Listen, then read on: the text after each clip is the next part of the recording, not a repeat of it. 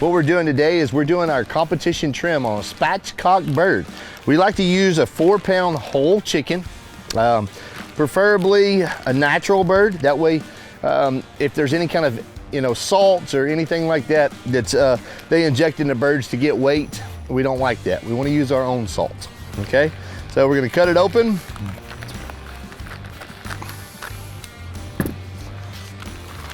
Remove it from the bag.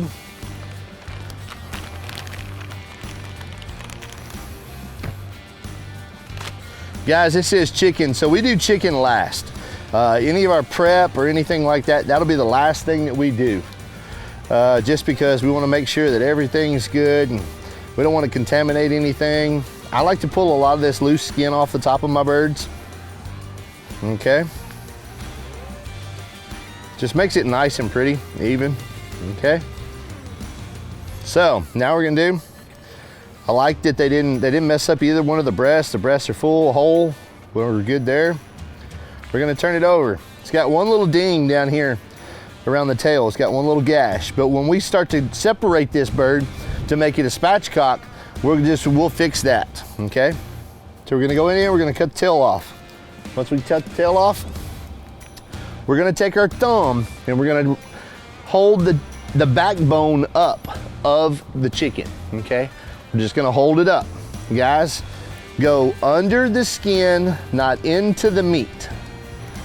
Under the skin, not into the meat. And we're just gonna cut the skin right down that backbone.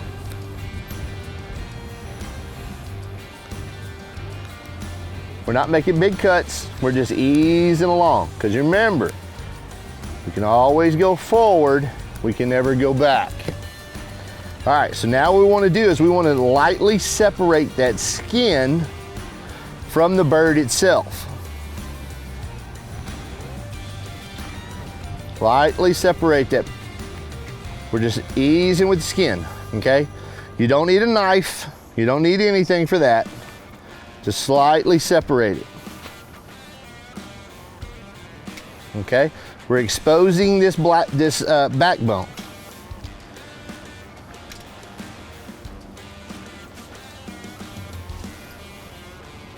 Slowly does it.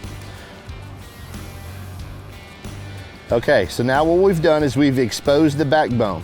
So we're gonna come back with our shears, take our thumb, raise the backbone up, and I start to the right side of my thumb. And I'm just gonna follow it all the way up, cutting right down that bone. Okay? Same thing on the other side. I'm just gonna cut right up beside that backbone.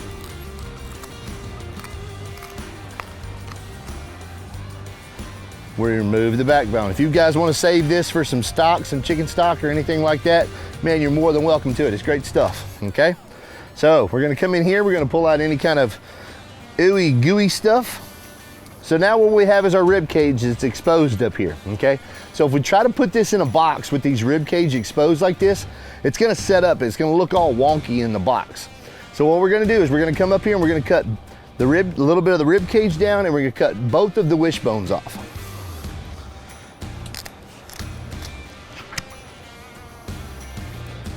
And guys, man, get you some really, really good poultry shears. Because if not, this is a ton of work if you don't have some really good shears. Come in here, take your knives, pull all these little nid bits off. I'm not in poultry science, so I'm not even sure what that's called, but I know I don't want to eat it.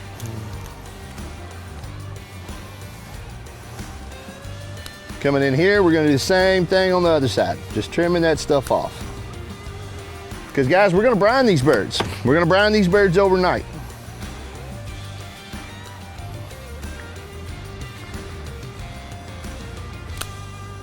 All right, we trimmed enough of that. Pull a little bit of that fat off, and we're good to go. Now what we're gonna do is we're gonna remove this keel bone that's in the middle. Keel bone is actually separating both of your half birds. It's right down the middle of the breast. So we're just gonna pull this little thin membrane off the top. It's there. This is the only time we're gonna use our knife. I'm gonna put some pressure. See these two bones that are exposed right here up here on the top, the wing bones. I'm gonna place my thumb on one, and I'm gonna place my index finger on the other, and I'm gonna put some pressure, okay? I'm trying to spread them apart. I'm gonna come in with my knife, and I'm just gonna ease it down to where I hit the keel bone. Whenever you hit the keel bone, you're gonna hear a crack. And when you hear that crack, you're just the pressure of doing that, you're exposing this bone. Y'all see the bone? So what we do is we wanna make sure we expose both sides. We just push it, work it back, okay? So once we get back to where the actual cartilage starts, we don't want to rip the loins, which are underneath here. We want to make sure that those loins stay intact. So what we're going to do is we're going to work our finger underneath. Once we get our finger underneath the cartilage bone and in between the meat, we're going to rip it off like a Band-Aid. And exposes that loin right there. We don't want to break that. We want to make sure it stays sealed. Same thing on the other side. We're going to put a little pressure, work it down. We got our finger underneath, and we're going to rip it off like a Band-Aid. Once we've done that, we'll start exposing the keel bone itself, pull it back, and we pop it out. In a normal world, that's what you're looking for. That's perfect. Now we know that both of our loins are still intact.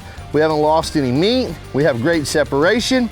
And now we know whenever we go to brine our birds, it's gonna take all that flavor, it's gonna hold everything in, okay? All right, so we've got that. We're gonna give our bird a flip. Once we give a bird a flip, we're gonna go in here and we're gonna pull out any kind of extra goop. Extra goop means all this fat, any kind of little, anything that you don't want to eat, pull it out. Take your scissors, trim that stuff off.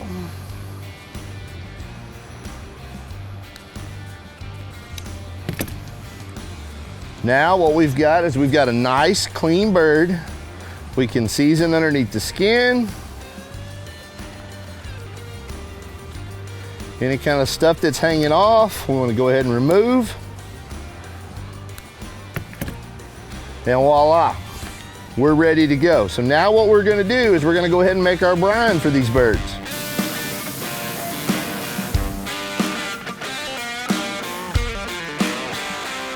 Voila. Nice curler. Everything's good.